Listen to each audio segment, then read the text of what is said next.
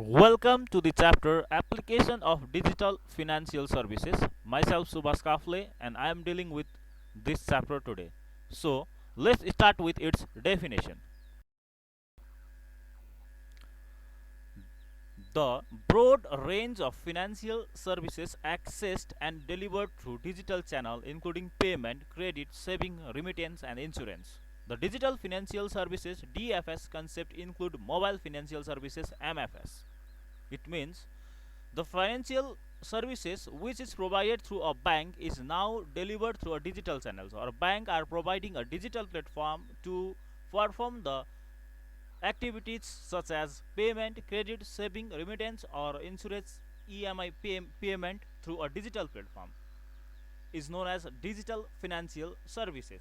And this concept also include the mobile financial services, which I am dealing in the next section.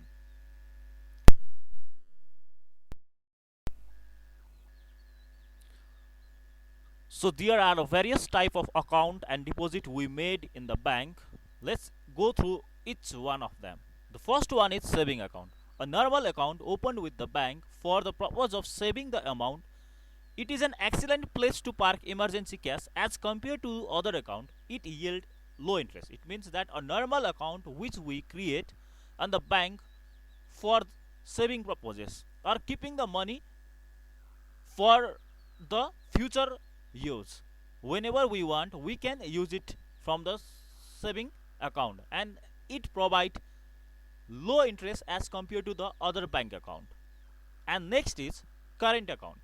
A current account, being a zero account, is generally associated with a huge transaction on a regular basis.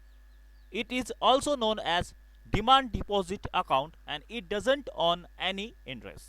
So current account is especially a zero account and it is generally associated with a huge transaction on regular basis. It means it is especially for the business purpose.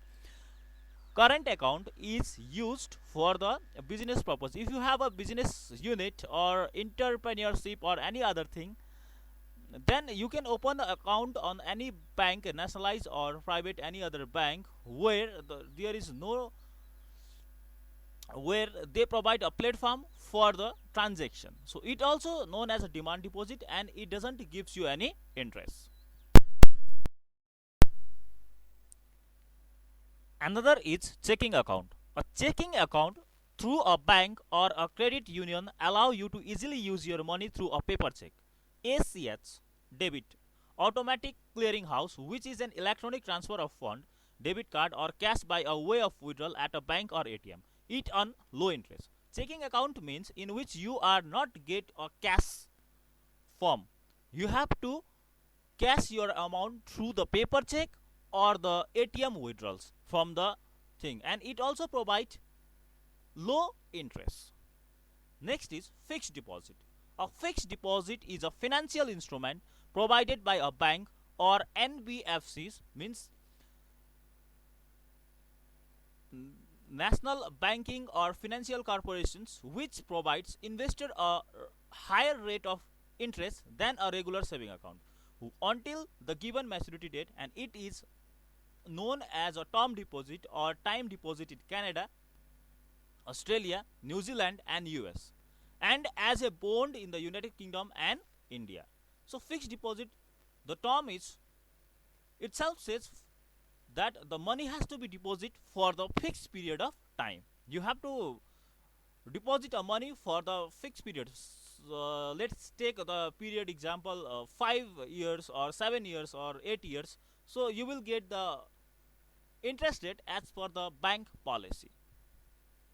So this is also known as term deposit and time deposit also. So there are, it is known as a term deposit in Canada, Australia and New Zealand and US, and as a bond in United Kingdom and India.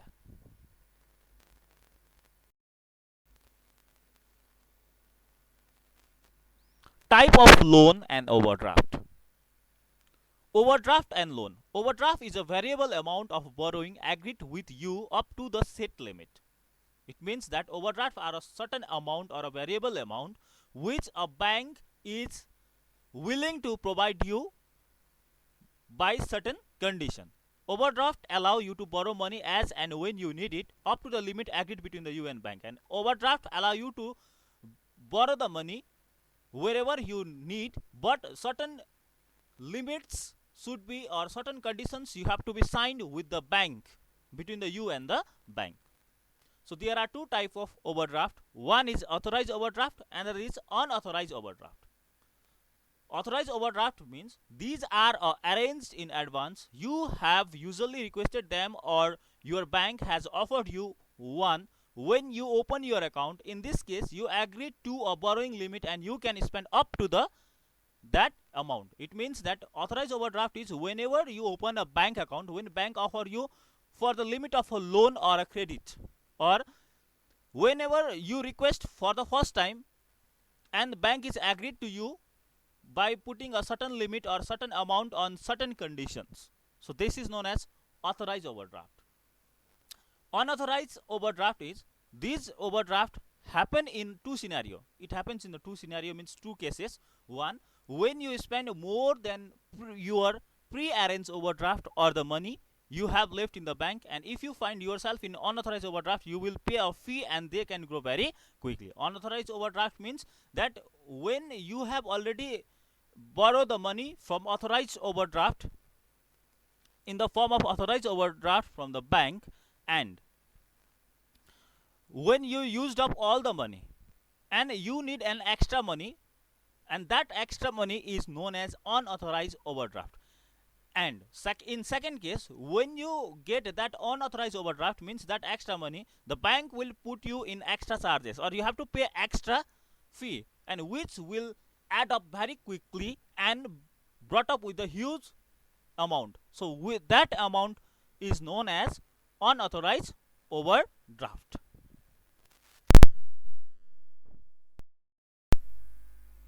Loan against the property. These are a close-ended secured loans wherein the borrowers need to follow a set payment schedule over a stipulated period, while you need to mortgage a residential, commercial or industrial property in order to avail a loan against property. What make it popular is the comparatively low rate of interest. Loan against property means whenever you have some security or collateral to mortgage in the bank, against which the bank will issue you a loan, and you have to pay that loan in a certain period, or the period of such as 2 years, 3 years or 4 years, but the loan you get is at very low rate of interest. Next is home loan. Buying a residential property is one of the biggest investment in life. This require access to a large amount of fund. Moreover, these loans are accompanied by attractive interest rate and flexible repayment period, which make them a better decision as compared to the investment of one's entire saving on a building or purchasing the house. You get a loan for buying a house, or creating a, or constructing a home, or buying a flats, which requires a huge amount of, or a large fund where a person's entire saving may used. But this provide, the home loan provide, this scheme provide what? They get a loan and they get a huge amount at a time, and they can buy it at an attractive interest rate and flexible period for the time to repay the loan. Such kind of loans are taken from the commercial or the nationalized bank. Business loan. It's another type of loan which is taken for the purpose of opening a business or starting a business. So there are essentially three type of business loan. Number one is term loan. Term loan means for business expansion. It means to expand the business or to increase the volume of the business, we can get a term loan. For the capital infusion, if you have a less money, then you can enlarge your capital or investment. That is also there. Another is acquisition of long-term fixed assets such as land, building and machinery. If you want to buy a fixed asset for the business purpose, such as for construction we need a land, or a building or a machine, whatever you want, you can apply for the term loan. Next is Special business loan for a human entrepreneur. At a low rate of interest, the human entrepreneur or the female entrepreneur will get a loan through the certain schemes of the government for their business purpose, and they get certain subsidy at the end of the loan repayment year. Next is working capital loan, meant to meet the operating expenses of business. Working capital loan is specially taken for the working ca- working capital, means it is used for the expenses, not to buy any fixed asset or to construct house or any other thing. If you have a business and suppose you are in lack of paying the amount because of such a crisis, then you get a working capital loan which you can utilize for running the business. Next one is personal loan. It is taken for the personal purpose such as repayment of debt, celebrating a festival, wedding expenses, taking a vacation, buying electronics, home renovation, unexpected medical expenses, and so forth. So personal loan is especially taken for the personal purpose. If you have taken a loan from any unorganized sector or a friend or from your relatives, then you can repay it back through the personal loan. Or for celebrating the festival like Diwali, Dasera, you will get the loan. You for wedding purpose, if you are planning to get married, then you also get a loan for that. And if you want to tour, you can take a vacation loan. Similarly to buy or electronics, means if you want to buy a washing machine, TV, everything you will get. Home renovations are also there, and these are the schemes in which you can utilize for the home loan.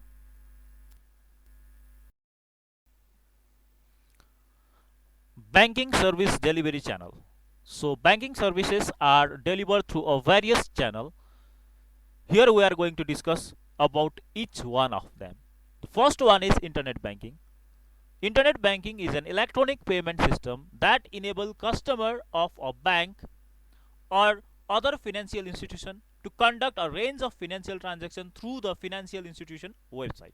Internet banking is a facility which is provided by the financial institution or a bank through its website to its customer for the transaction or for a transaction purposes. So you required to apply for the internet banking to the bank which wherever you have an account. The bank will provide you with the credential such as login ID or the password. By utilizing that, when you enter through the website of the that bank in the core banking system, you can perform the transaction for the payment to any other account or the payment of any other fee and any other things. Next is RTGS, real time gross settlement. It is one of the fastest interbank money transfer facility available through banking channels in India. The beneficiary bank has to credit the recipient account within the 30 minutes of receiving the fund transfer message. For a retail customer, the minimum amount remitted through RTGS is rupees 2 lakh. RTGS, it does not exceed rupees 55 excluding service tax. It means that this is the facility that is used to transact the money from one bank to another, and the bank has to credit the amount of the recipient account within the 30 minutes of receiving the message for fund transfer. The minimum amount that is transferred through the RTGS is rupees 2 lakh, and the charges or the transaction charges that is used by the this process is rupees 25 only excluding service taxes. Next is NEFT, National Electronic Fund Transfer. NEFT operate as a default settlement payment. Fund transfer under NEFT is settled in a batches as opposed to the real-time settlement process in RTGS.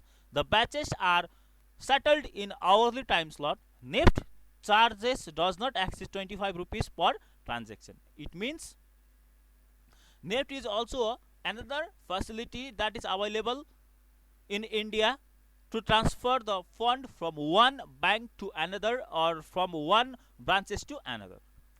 Here the transaction is done in hourly basis. It means that the bank accept the request for the transaction for 1 hour, and it is done in the hourly slot by making the batches from suppose say 9 to 10. There is one batch and it is be slot in one time, and there is 10 to 11, 11 to 12, and so on. Similarly, for the this transaction, the bank charge rupees 25 excluding services tax for transaction, but it doesn't exceed more than 25 rupees for any volume of amount.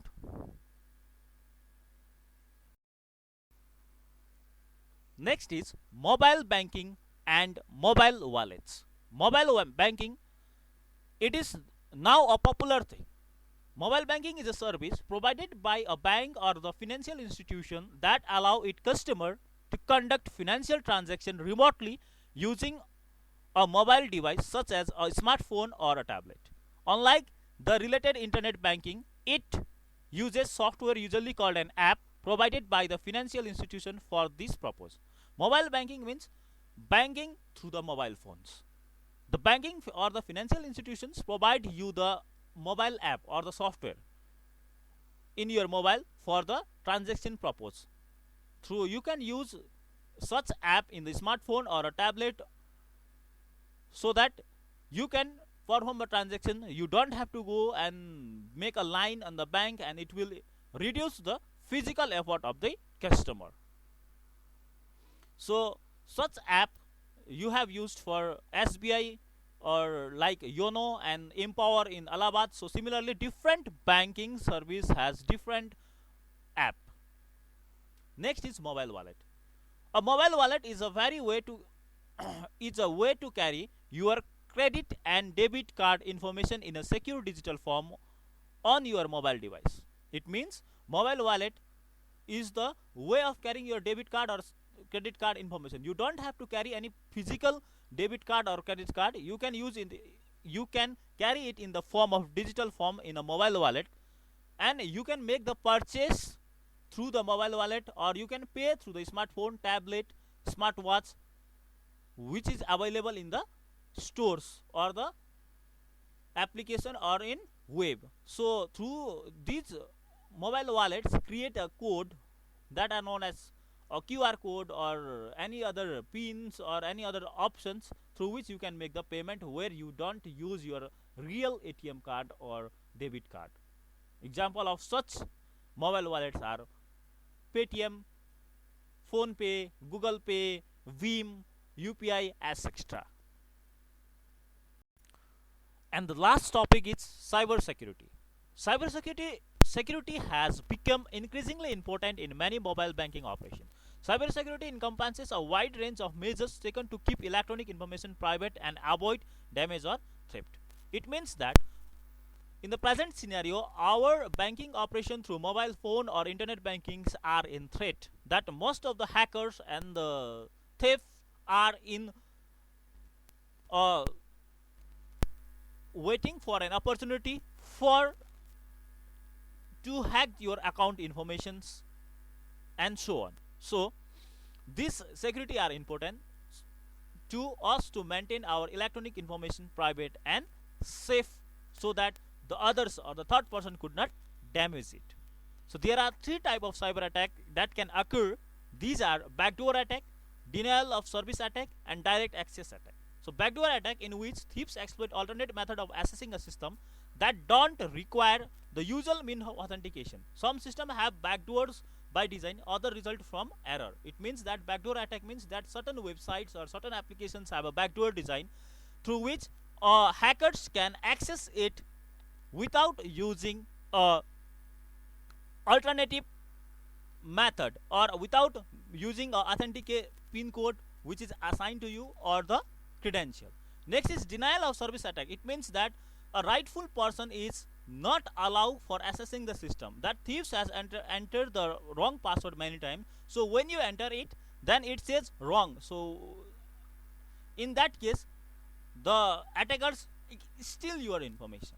Next is direct access attack. It means by including bug or viruses which gain or access in the system and copy the information and provide it to its hosts or modify it.